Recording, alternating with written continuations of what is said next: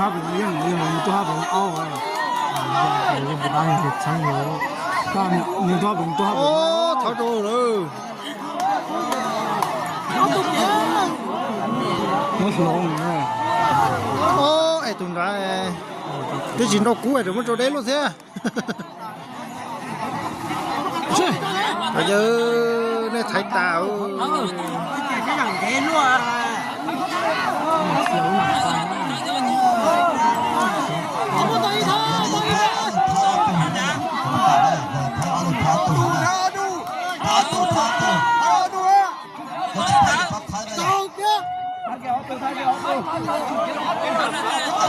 Thấy lời.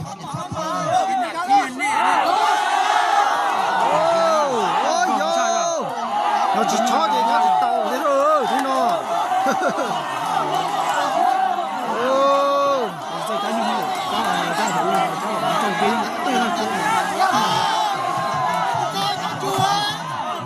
Có sập bờ thế này.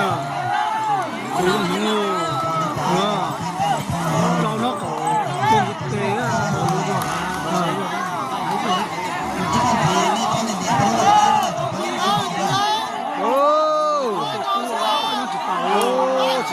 Chỉ cũ thì nó chỉ tàu đó rồi nó mà. chỉ tôi cũ mà nó tàu. Chỉ mua cá đồ cũ đi ơi.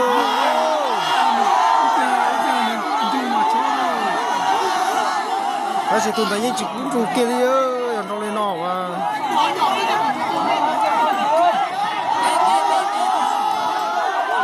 Tỉnh là cá sứ đi ơi, thì nó. Ôi vô. Lại rồi à? Tạm cho nó là chỉ tao đi à? Tụi tổng bó thịt hao à. Không thấy cũ rồi à?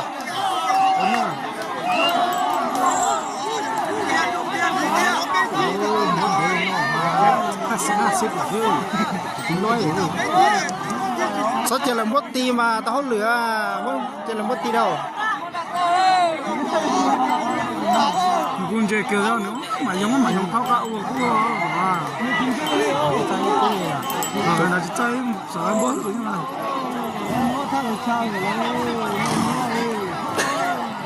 nhà chú cú chè nhớ chỉ tàu cú ở tú ơi.